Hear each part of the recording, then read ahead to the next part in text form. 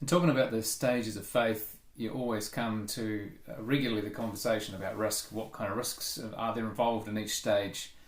And of course, that's natural. When you're talking about faith, you're always talking about risk. Risk is inherent to the journey of faith. However, there's a set of risks, I suppose, that belong to the latter stages of faith that simply cannot be available or even possible for the first 1 through 3 stages of faith, for instance. I mean, 1, 2 and 3 is all about really getting your life together. It's really about building certainty, building a firm foundation on which to build your life. It's about getting proficient in things, whether it be getting your skill set together to get a good job, build a family, those kinds of things. And even within the world of faith itself, it's about becoming proficient in that area as well. It might be, as a disciple, becoming a good reader of Scripture, having some good discipleship habits in place. You could be a good server within a church community. Certainly, you're getting good at navigating that world of faith, the getting to know the language and the doctrines and I guess the systems that sustain that faith and finding your fit there. So faith for those first 3 stages of life and stages of faith is about building certainty, which means that really when Jesus comes to the deep call of commitment, those first stages simply cannot hear that call nor respond to it, and it would be probably quite cruel to ask them to do it because they're not ready for that. They haven't yet got their life together. And I think it's very wise to say that, it's not often safe for people to learn to give their life away if they haven't yet got their life together. And when you see that happen, it can lead to depression, it can lead to self-hate and loathing, it can lead to really negative experiences of spirituality and just sort of personal psychology, really. When people who haven't really pulled themselves or got themselves into a healthy space in the sense of self, if they are then called, or before they're ready to do that, they're called to step into those deeper commitments, it can actually be quite damaging. And the Gospel of Mark is really, really helpful here, and one that I taught several years ago. And if there's going to be a book I would write that would be almost like a commentary, it's probably on this Gospel, because I found so much in it that was helpful for the stages of faith journey. To demonstrate this is the fact that the book itself is divided into 2 halves. It's 16 chapters, and in the end of chapter 8, Jesus makes that great and faithful call really. If you want to follow me, you're going to have to take up your own cross. You're going to have to give your life away if you want to have your life. If you want a life at all, it has to be handed over. And on the contrary to that, if you continue to cling to your life, you will lose it. So it's a massive challenge that he poses, and Mark positions it right in the middle of his telling of the story of Jesus. And what else Mark's journey and the way he describes Jesus is this pace that he has to Jesus. He bursts onto the scene and has this rapid rise of fame. He gathers to himself disciples rapidly. He is described as suddenly and going here and going there, racing about the countryside, doing amazing things and teaching with power and performing miracles and rushing about the countryside, building a following. So it's a rapid ascent. The first half of the gospel is a rapid ascent. And once it gets to that point of chapter 8, it's then a sudden and rapid descent. The book tips on its pivot there and heads straight down to the cross. And Jesus goes to the cross with almost the same speed and determination as he went about the first half of that journey of rising to fame. He performs maybe, I think, only one miracle in that second half of the book. Poor blind Bartimaeus is given his sight.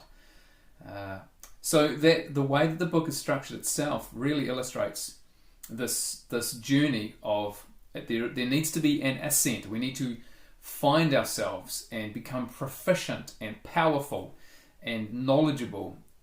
However, that is that gets us only so far. There needs to be a descent. And it's certainly, whether you understand it or not, whether you accept it or not, whether you see logic in it or not, it's certainly the way it is with Jesus and the way it is with those who would follow Jesus. It is the pattern that he has set down. And the Gospel of Mark has done such a good job at painting that out for us. And of course, also the tone of what Jesus teaches in that second half of the book is really quite different too. For one, of course, he begins to speak regularly of his own coming death, which the first time he spoke of that was the reason, and Peter challenged him on that, and that was the reason Jesus gave well, if you want your life, you're going to have to give it up. That's where that speech came from. That was the context of that. And he says several times later on in the second half of the book, I am going to go and die. He begins to challenge his disciples on their understanding of greatness, and there's a quite a speech about, if you want to be great, you're going to have to be the servant of all. It's not a great climb to the top of the hill of social status, and challenges proficiency and the ascent. The ascent gets you so far, but then there needs to be a descent, is the way that Jesus is teaching them. And of course, there's the great and challenging text of the rich young ruler who has everything except, in his own mind, eternal life, or at least doesn't yet know what the secret to that is. There's a missing element. And Jesus says, again, well, if you want to have that, you need to give up all that you have and give it to the poor, which he is unable to do. So he's done the rise. He's unable to do the next part, though, which is to go down over the hill and begin his descent. And that can only happen in those latter stages of faith. It can only happen after stage 3. And if you're in the stage 3 thing, and this sounds freaky to you, and you think, no, God is about, I'm a child of God, I need to be gathering proficiency and power, then that's great. That's your journey. That's where you're at. And I guess I say what I'm saying now for those who are in different stages, who have gone past that point and have realized that being powerful, there's a real weakness to it. And the weakness for stages 1, 2, and 3 is simply that they can't give their life away. That's what they're unable to do. It might be because A, they haven't got one yet, or B, because the life they have, they love too much. And their journey has been all of one of growing and ascending and getting to the top. That to give that away, to get to that point in order to just get rid of it, or to begin to journey another way and to lose power and to become weaker and to die and to carry their death around, that seems so counterintuitive to everything they've done to this point. So that even faith itself, though there is always inherent risk to faith, the faith of stages 4, 5, and 6 certainly is one of even trusting God with the faith itself and the nature of that faith, where you may decide, you may realize that true proficiency in faith is realizing there is no such thing as proficiency in faith. There's only faith. And to have a mustard seed of faith is to realize that's actually all you ever have. You don't get more faith. Faith is not something that is... how am I describing this? This is a bit of a challenge, I think, because it seems evident to me, but to try and convey it, it's hard. I guess if you're thinking in stages 1, 2, and 3, and you're thinking about faith, it's about having more of it, and about increasing your faith. And look, there's good scriptural basis for this, and so there's nothing wrong with it. But the idea, I suppose, is again, it's about gathering things to yourself and saying of yourself, look how much I have of X, Y, and Z. I'm proficient at this. I'm getting better at this. And the journey through 4, 5, and 6 is to realize, no, actually, it's not about getting better at something. It's about learning to trust more deeply. It's learning to realize that I've always been in the hands of God. Even if I have faith, it wasn't mine. It was His given to me. And you realize you become smaller and smaller in a really healthy way, maybe like the John the Baptist way, that I must decrease and He must increase. And that's not a rejection of who you are and even of yourself and your own identity. In fact, it's a refining of that in a special way. But you realize that I haven't suddenly got a huge amount of faith, a big, whole barnfuls of faith. I've actually got very little. But it's that little that I give to God and hope that I'm planting in the right field, that I'm planting my faith in the right place, that it's in God. That's why it might be of value. That's why it might grow into something. That's why something might come of it. Not because I have great faith. Whatever faith I have, whether I have a seed at all, is only because God has given to me.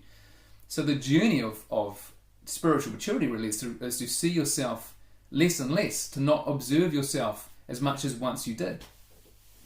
Anyway, that's a bit of a sidetrack and maybe has been unhelpful for you, I'm not sure. But some of this comes to mind when I think of Mother Teresa, for instance, who there was a lot of revelations that came about her inner spiritual life after her death. She didn't reveal a lot about herself. All that people really knew of her was what she did, her visible actions, her incredible charity, of course the care for the suffering and the dying of Calcutta.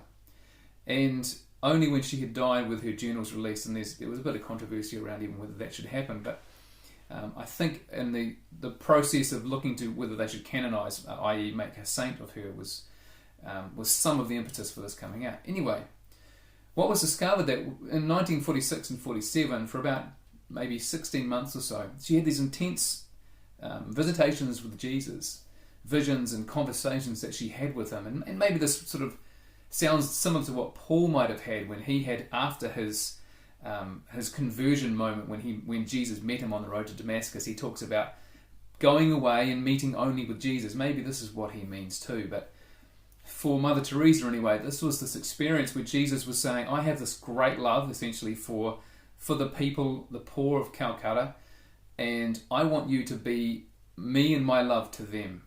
So he called her, and this is, I'm sure there was a lot more was said and conveyed in those experiences and can never be written down, but so that's why she did what she did, why she gave her life to them. And what was also revealed in those diaries, though, is from about that point, after 1947, December 1947, she experienced what she termed a terrible darkness and dryness in her own spiritual life. Jesus disappeared. It would appear to have anyway. And that went on for 50 years. She did not get a turnaround before she died. She died in that darkness and in that dryness. Now, I don't know how she coped. Had it been me, I think I would have at least done some kind of self-reflection, and I'm sure she did this too, and I believe that she did. What have I done? And she processed all of that and realised it hadn't been her. She hadn't walked away from Christ. She came to a couple of realizations. The first was that just as Jesus said when he talked about the separation of the sheep and the goats, said to the sheep, whenever you fed me and fed the hungry, you fed me. Whenever you gave clothing to the naked, you clothed me. Whenever you gave a drink to the thirsty, you gave me a drink. Whenever you visited someone in prison, you visited me. And so Mother Teresa began to see, and I think carried this for the rest of her life, that in everyone that she treated in Calcutta, she was treating Jesus. Every cancerous sore, every open wound, every malnourished and starving child or adult was Jesus, and she was tending Jesus. So she didn't see Jesus in her interior life anymore. She saw him everywhere. And it wasn't, of course, the consoling. She was now in a position of bringing consolation to Jesus, because Jesus was in the suffering of all of those around her. Of course, that's what love does. Love is. That's where love is. God is love, and God is always nearest to the suffering. So, of course, Christ is wherever there is suffering. Of course he is. So every time she tended to those suffering, she tended to Christ, and so she ministered to him rather than him ministering to her. The other thing that happened to her was she was able to take this experience and see in it that Christ too, in going to the cross and suffering a cutting off between him and his Father, at least experiencing that. I don't think that it can actually have happened in a true sense, but to have experienced the distance between him and the Father, that incredible agony that even put him in Hades, in the hell places of reality, where the suffering and the dead who cannot rescue themselves are trapped. He even descended there. His descent didn't end at the cross. It went all the way down into the places where the dead are and are trapped. And he brought consolation to them. Well, she began to see her own experiences of dryness and darkness as sharing Christ's call to go to the darkest places and bring faith there too. So she didn't have a lot of consolation for herself. after those incredible experiences, which she didn't even talk about, instead she began to see that her own struggles, her suffering, and her dryness and her terrible darkness was a way of being in consolidation and not consolidation. There's another much better word, more appropriate word than that, but to be with others who were in those same places, in the same way that God was in Christ to be with us and suffer what we suffer. And let's face it, to go through terrible darkness and dryness is what it is to be human a lot of our lives. Perhaps not terrible and dry and dark all the time, but certainly we do know what that means and have experienced that and will experience it again. So she began to see her struggles in that sense as the way in which she was being Christ to the world around her. And I think that that's a wonderful example of the deep call to commitment that Christ lays on those who have journeyed through the stages of faith. And I think as well it illustrates how faith itself needs to be something that we die to, not in a sense of giving up our faith, but handing faith over and what faith must mean for us over to God too, to say, I'm not going to be proficient in faith if you call me to die to certainty and die to myself. I will even die to clinging to faith the way that I wanted to cling to it and the way that I wanted it to be the means of power and certainty in my life. I will allow you, Christ, you, God, to define faith in my life differently. And it might be that by faith I go to dark places and dwell with others who are in darkness so that I can be your light and love to them there.